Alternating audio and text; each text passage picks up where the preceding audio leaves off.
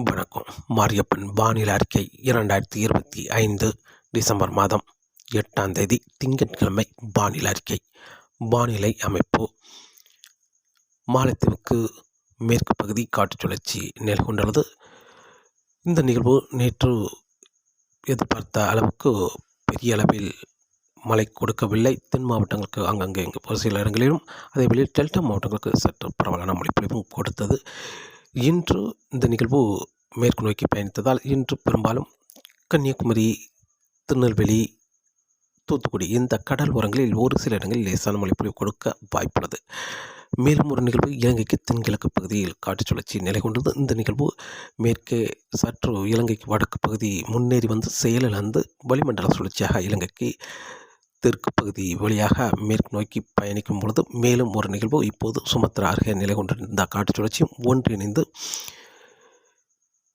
December 15ஆம் தேதியிலிருந்து தமிழகத்தில் ஒரு பரவலான மழைப்பொழிவு கொடுக்க வாய்ப்பது. இப்போது இலங்கைக்கு தென்கிழக்கு பகுதியில் நிலை கொண்டிருக்கும் நிகழ்வு சற்று முன்னேறி வரும் பொழுது தமிழகத்தில் 9, 10, 11, 12 தேதிகளில் கடல் ஓரங்களிலும் லேசான மழைப்பொழிவு கிடைக்க வாய்ப்பது. 9, 10 தேதிகளில் மட்டுமே உள் கடல் ஓரங்கள் அதன் வீட்டில் உள் மாவட்டங்களுக்கும் மழை கிடைக்கும். செயலிழந்த பிறகு கடலோர மாவட்டங்களுக்கு மட்டுமே மழை கொடுக்கும் என்றும் எதிர்பார்க்கப்படுகிறது. மற்ற மாவட்டங்களுக்கெல்லாம் வருகிற நாட்களில் பனிப்பொழிவு அதிகாலை நேரங்களில் ஒரு புகை மூட்டமாகவே இருக்க வாய்ப்புள்ளது. இன்று டிசம்பர் மாதம் 8ஆம் தேதி திங்கட்கிழமையை பொறுத்தவரை இன்று அதிகாலை நேரங்களில் அனைத்து மாவட்டங்களுக்குமே சற்று குளிர் இருக்க வாய்ப்புள்ளது. கடல் ஓரங்களில் மட்டுமே லேசான மழைப்பொழிவு கிடைக்க வாய்ப்புள்ளது. பெரும்பாலும் திருநெல்வேலி, கன்னியாகுமரி இந்த கடல் ஓரங்களில் லேசான மழைப்பொழிவு கிடைத்தாலும் இன்று மாலை நேரங்களில் தூத்துக்குடி, கன்னியாகுமரி, திருநெல்வேலி இந்த கடல் ஓரங்களில் லேசான மழைப்பொழிவு கிடைக்க வாய்ப்பது. உள்பகுதி ஒரு இரு இடங்களில் லேசான மழைப்பொழிவு கிடைக்கும் என்றும் எதிர்பார்க்கப்படுகிறது. திருநெல்வேலி, கன்னியாகுமரி உள்பகுதியிலும் லேசான மழைப்பொழிவு கிழக்கு பகுதி கிடைக்கும் என்றும் எதிர்பார்க்கப்படுகிறது. அதேவேளை மேற்கு தொடர்ச்சி மலைகளில் ஒரு இரு இடங்களில் லேசான மழைப்பொழிவு கிடைக்க வாய்ப்புள்ளது. வேறு எங்கும் இன்று பெரிய அளவில் மழை கிடைக்க வாய்ப்பு இல்லை. நாளை டிசம்பர் 9ஆம் தேதி அதிகாலை நேரங்களில் டெல்டாவுக்கு மழை கிடைக்க வாய்ப்புள்ளது. இப்போது இலங்கைக்கு தென்கிழக்கு பகுதியில் நிலை கொண்டிருக்கும் காற்று சற்று முன்னேறி வரும் என்பதால் டெல்டா மாவட்டங்களுக்கு நள்ளிரவு அதிகாலை நேரங்களில் லேசான மழைப்பொழிவு கிடைக்க வாய்ப்புள்ளது. நாகப்பட்டினம், மேலும் சீர்காழி, மயிலாடுதுறை, வேதாரண்யம் இந்த இடங்களில் லேசான மழைப்பொழிவு கிடைக்க வாய்ப்பது. வெயில் வந்த பிறகு உள்பகுதியிலும் மழை முன்னேறி வந்து மழை கிடைக்க வாய்ப்பது. பெரும்பாலும் திருவாரூர், தஞ்சாவூர், மேலும் கும்பகோணம் கிழக்கு பகுதி இந்த இடங்களுக்கு மட்டுமே லேசான மழைப்பொழிவு கிடைக்க வாய்ப்பது. சீர்காழி, மயிலாடுதுறை இந்த இடங்களுக்கு மட்டுமே மழை கிடைக்க வாய்ப்பது. அதற்கு வடக்கே மழை முன்னேற வாய்ப்பில்லை. அதே வேளையில் மதிய நேரங்களில் ராமநாதபுரம் இந்த இடங்களுக்கெல்லாம் இன்று நாளை கனமழையாக கிடைக்க வாய்ப்பது. ராமநாதபுரம் மாவட்டத்தை பொறுத்தவரை புதுக்கோட்டை, சிவகங்கை இந்த இடங்களுக்கெல்லாம் மிதமான மழையாக கிடைக்க வாய்ப்புள்ளது. மேலும் மதுரை கிழக்கு பகுதி, விருதுநகர் இந்த இடங்களுக்கெல்லாம் மழை கிடைக்க வாய்ப்பது. விருதுநகர் இந்த இடங்களுக்கெல்லாம் இரவு நேரங்களில் மழை கிடைக்க வாய்ப்பது. அதே வேளையில் தூத்துக்குடி, கன்னியாகுமரி, திருநெல்வேலி, தென்காசி இந்த இடங்களுக்கெல்லாம் லேசான முதல் மிதமான மழையாக இரவு நேரங்களில் மழை கிடைக்க வாய்ப்புள்ளது. நாளை 9ஆம் தேதி.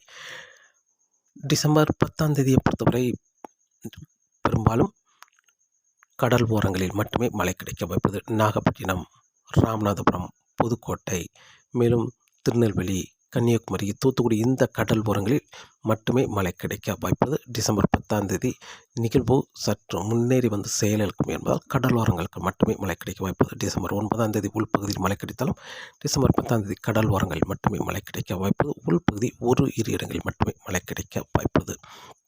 டிசம்பர் 11, 12 தேதிகளில் நிகழ்வு செயலிழந்து இலங்கைக்கு தெற்கு பகுதி அமையும் என்பதால் கடல் ஓரங்களில் மட்டுமே மழை கிடைக்க வாய்ப்புள்ளது. உள்பகுதியை பொறுத்தவரை குளிர் மட்டுமே இருக்க வாய்ப்பது. வரும் நாட்கள் அனைத்து மாவட்டங்களுக்கும் கடலோர மாவட்டங்களை தவிர்த்து அனைத்து மாவட்டங்களுக்கும் கடுமையான குளிர் மட்டுமே இருக்க வாய்ப்புள்ளது. அதே வேளையில் டிசம்பர் 13, 14 தேதிகளில் நிகழ்வு நிலநடுக்கோட்டு ஒட்டியே ஒரு வளிமண்டல சுழற்சியாக நிலை கொண்டிருக்கும் என்பதால் தமிழகத்தில் அனைத்து மாவட்டங்களுக்குமே பெரிய அளவில் மழை கிடைக்க வாய்ப்பில்லை.